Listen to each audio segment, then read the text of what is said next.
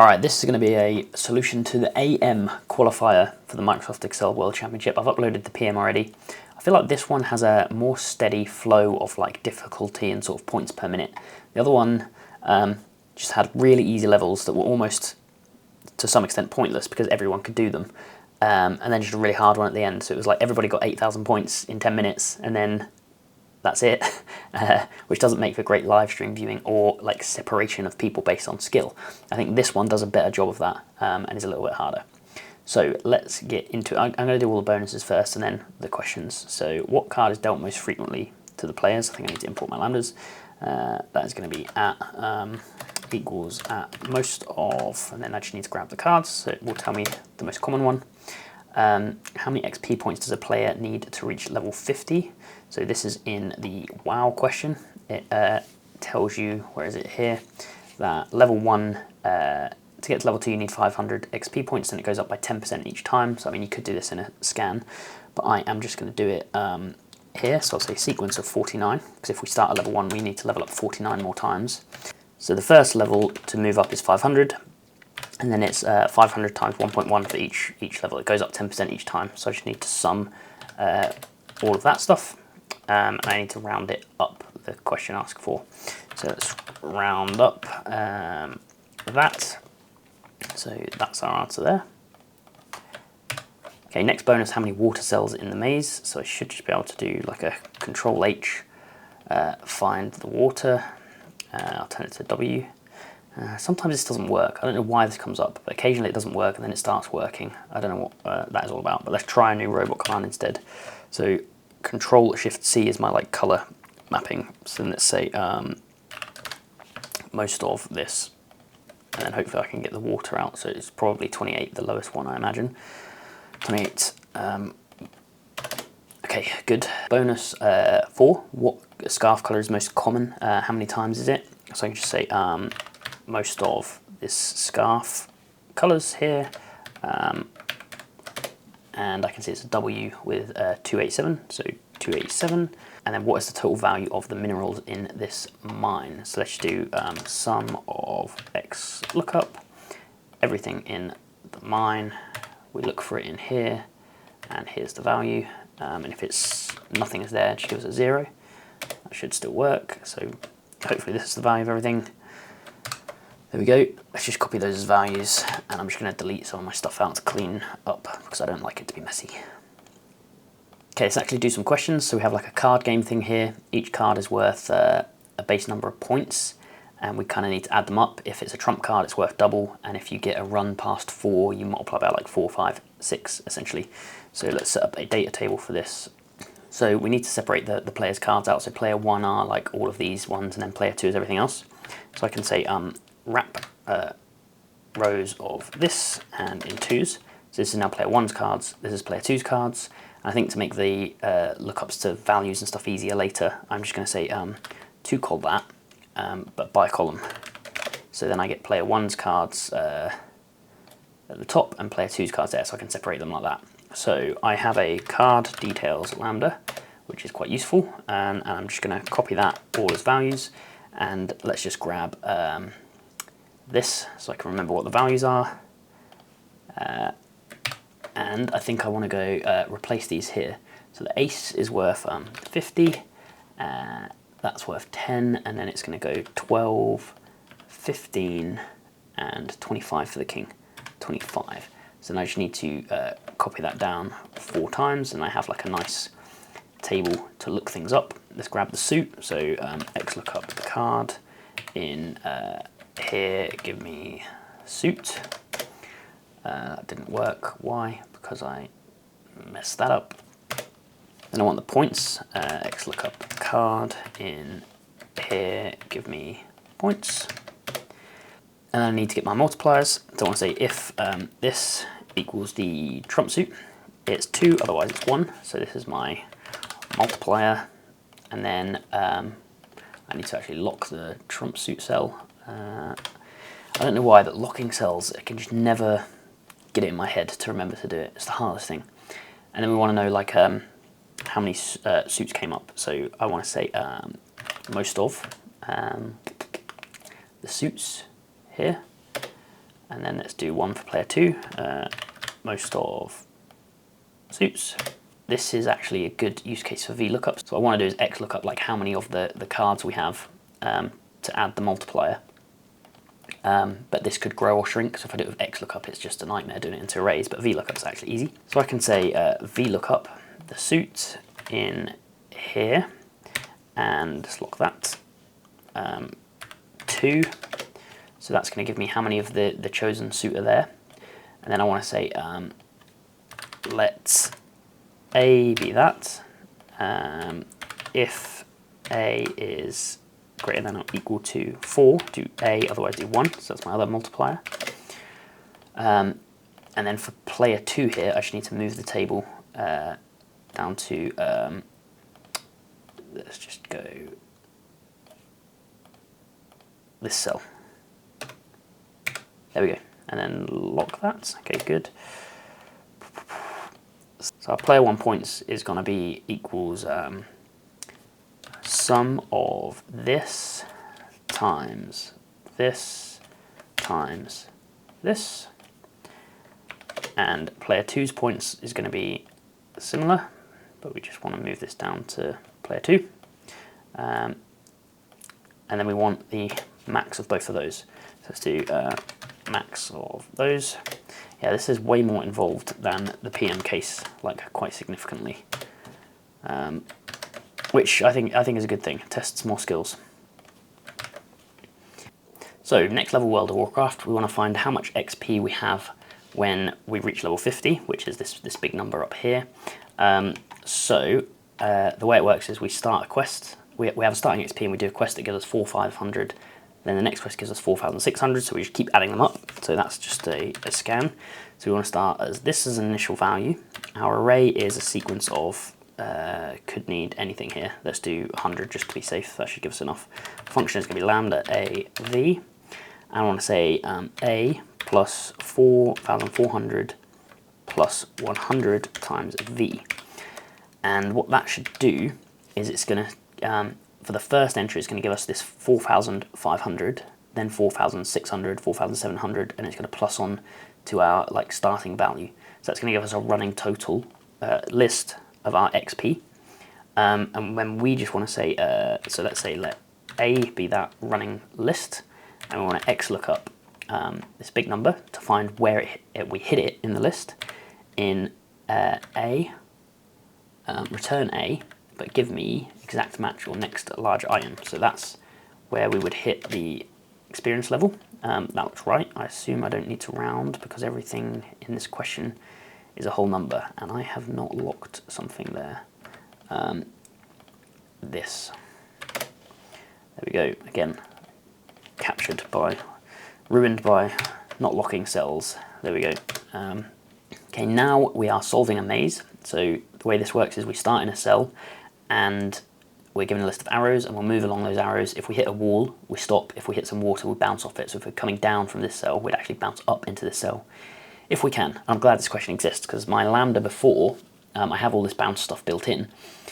When I had it bouncing between here, it would bounce into out of bounds. I was never checking where I came from was in bounds. So I just added that small check now to my lambda, and that works. I also really don't like this where the cell addresses are not the actual cell addresses. So I'm just going to move the map here to be my actual cell addresses. So let's do that, and I'm just going to delete this stuff out so I'm more... so yeah, I have all my places. I also want to put these blues with a W. Will it work now? It didn't work earlier. No. Will the grey ones work? They can be an X. That also doesn't work. Why? Is it because I need to go? Well, I don't know what I can do about that. That's so annoying. Anyway, I'm just going to do it manually. I could do it with my colour formatting thing, but whatever. X, and then let's do a W for water. Water. There we go. So let's set up a data table here. So we can say example 3, XLOOKUP example 3 in here. Give me all of this stuff.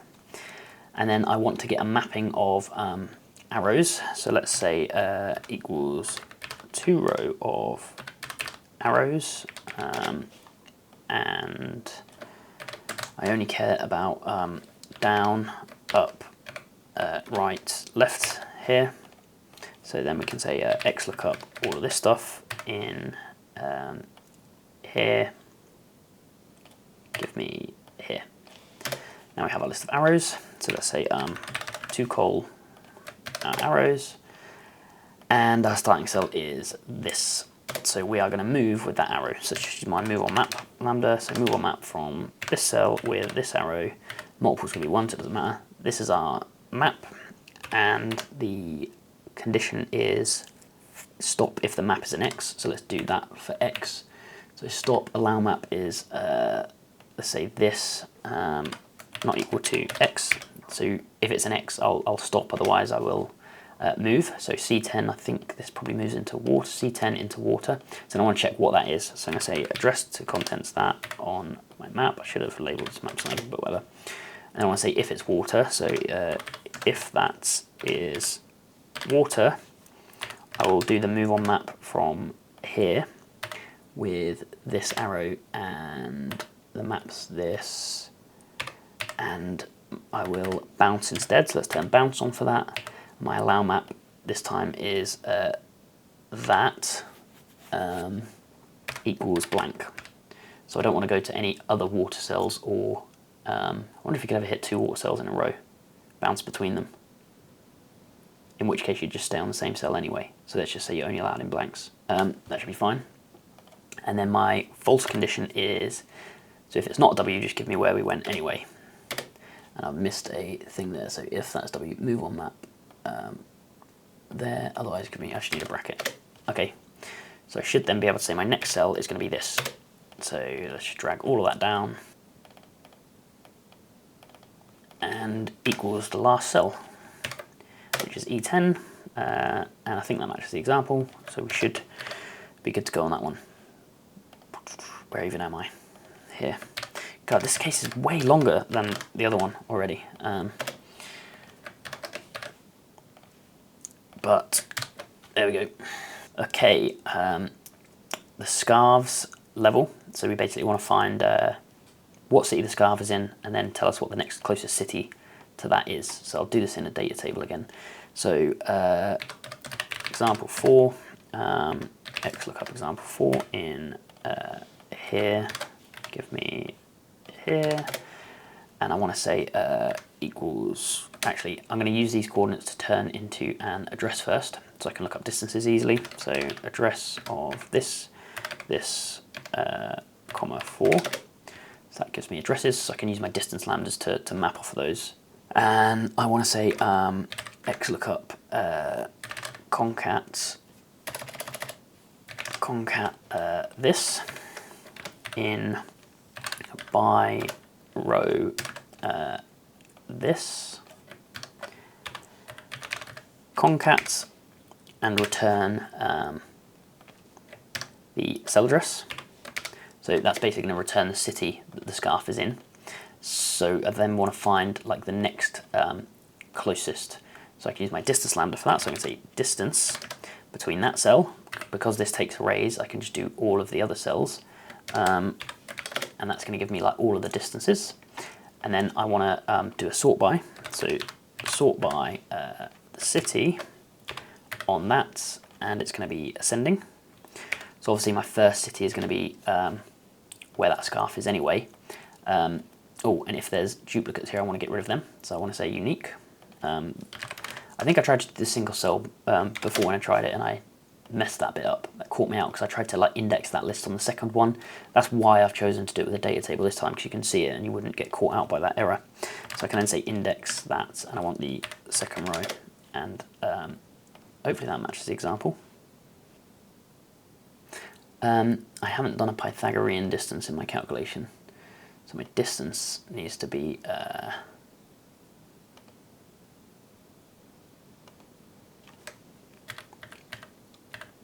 Pythagorean.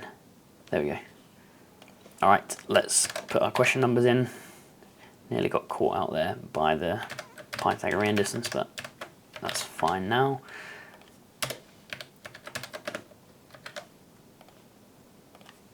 Okay, so final question, Vlookie the gold miner. So we have this mine here. We're going to have a miner that moves around and collects stuff on each day, and he wants to sell the things for the biggest coin value he can, so he prioritizes by value order of stuff around him. Now when I first read this question I was really happy because I have a closest on map blender. There's this hard bit about like if there's a match on item values, you prioritize in this order, so it's like row and column, highest to lowest. So for me that would be, I would call that descending, so it's from high to low, that's my priority. So I have a closest on map blender, so this cell here is 0294, so I can say closest on map, here's my map, 0294, I can go one step away. And what that lambda gives me is it gives me what's in the cells. So when I translate this to the treasure map, it will be the treasure items, the cell they are in, and how far they are away. And it's always, this table is always ordered on this column, but I have optional arguments in this lambda at the end to order in any way I want. So I said this is row, column, descending, so I have R, C, D, D. That's row, column, descending, descending, so respectively for the row and column. So if I just put a 7 in there, you'll see that it automatically orders the way the question wants. And I set that up ages ago in case a weird ordering ever came up. And this is the third ordering that's come up. It's been like 2 col the normal way, 2 col by columns, which is quite easy to do because people could just flatten the map and order it by that, and then now this. So I haven't had to think about it, which is good. So let's do the question. So the question is, he goes through the mine, he takes a certain number of steps on each day, and he'll move to the highest value treasure piece that's 1 cell away. If there's nothing 1 cell away, he'll try 2 cells away, and so on. So the setup needs to be a little bit like the Lana one on the other qualification question. So let's just grab all that stuff and put it in a new tab here. So I'm just going to actually transpose it as values. So this is going to be my day. This is where I start from on that day, and this is my turns. So I'm gonna basically say cell turn day. So turn, I can say reduce, and I did the same method in the other qualification round. My array is this, and lambda a v, then I want to v stack a and sequence of v. So that just gives me a sequence of all of those steps, and just drop the 0 out because we don't need that. So drop 0, and then my day, actually drop 1, not 0.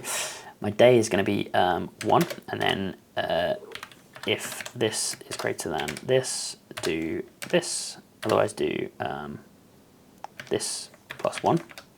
So that should give me all of my days. Let's do my start cell. So my start cell is going to be if this is the first day, sorry, if this is the first turn, so if this equals 1, then x look up a day on here and return here. Otherwise, I'll figure out in a bit. So what we should get is for each day, we get our start turn, and I am going to fill in these falses once I've done the calculation to determine where we end up. So all I need to do here is say closest on map. My map is this mine, and let's lock it. I probably should have labelled it. Let's label it now actually because it might save some time. Let's call this mine. Right, so closest on map. My map is the mine, and my start is this. My steps, so instead of going like 1 cell away, like I showed you in that example earlier, I'm just going to do 5 to be safe because I know stuff's going to run out in the mine and I go to the next one down each time. So if I go 5 and I don't care about any of that, and I know my order is 7 from what I showed you earlier, so this is going to prioritize everything in order. And what I want to do is I just want to spill out where I'm going to go. So I'm essentially going to sort this by this value. I'm going to look up the value of the treasure, and I'm going to sort it by this first, so it's on distance, and then on treasure, so that I'm looking for the closest one, and if it's not there, I'd move to step 2, and so on, because these cells are going to be empty, and I'm going to filter out where I've been before. So let's say let grid be that. I'm going to say item be choose cols of the grid, and it's column 1, and I'm going to say values val is xlookup item in where's the mine here, give me the value, and if it's blank or anything weird just give me 0, and let's just have a look at val for now. Yep, so there's hstack grid and val, hstack grid and value. So now we sort of have all of our details. So now we just need to filter out where we've been before and sort on the treasure value and the distance. So how do we filter out what we have before? So let's say I'm going to say FG for full grid. I'm also going to pull out the addresses. So I'm going to say adds is choose cols of the grid, and it's 2. There we go. So the full grid is that. I'm then going to say filter full grid. I'm going to do it on 2 criteria. So I want the treasure value to be above 0, so val greater than 0, and I want to have not been there before. So let's say not exists addresses in, and I'll have where we went before here, and I will spill that down with our formula. So it's going to get rid of anything we've been in before. So let's just have a quick look what that looks like. That's a lot of brackets there. Okay, so I get rid of anything that has a 0 value. I get rid of anything we'll have been to before. And then I basically just want to pick the highest thing here. So yeah, just sort by this column first for the distance, then this column. And this is going to be like ascending, this is going to be descending. So let's just say EG for end grid, and I'm going to say sort end grid and the index, and we're going to do this in an array. It's going to be the 3rd one and then the 4th one, and my sort order is going to be ascending then descending.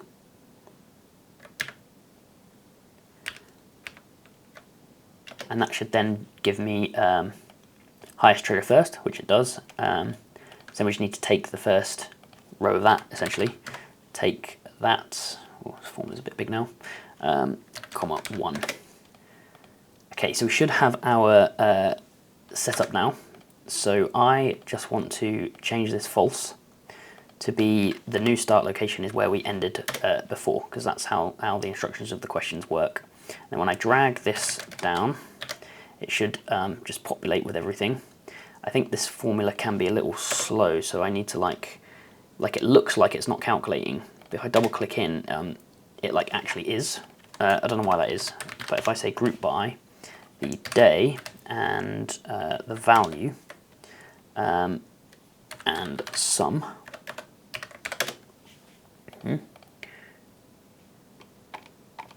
group by day value sum, yes, that should work. Maybe I need to do a whole recalc, Control Shift F9, equals group by day value sum, should work. Why is it not working? I don't know. Let's just try double clicking into some of these again.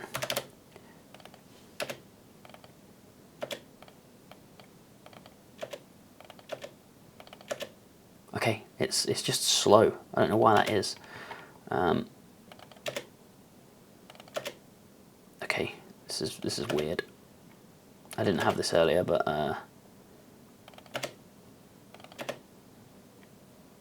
whatever. And now it's calculated. There's no circular references or anything on those formulas. I guess there's just a lot going on, but that's very strange. I wonder if there's a setting I've got on somewhere. Anyway, it works with a little bit of brute force to force it to calculate. I don't know why Control Shift F9 didn't work. Let's just give another quick test of that. Look, it's I mean, the formula's not that complicated.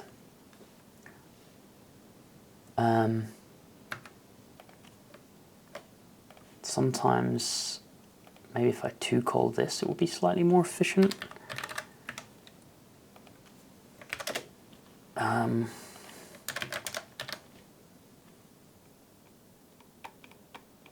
Yeah, okay. That works fine. What the hell? I don't know why that is. Maybe it's something to do with my exists lambda. Why would 2-col make it work better? Because it makes this an array instead of a single value. I don't know. Anyway, it works. That's my solution, and I'll see you next time.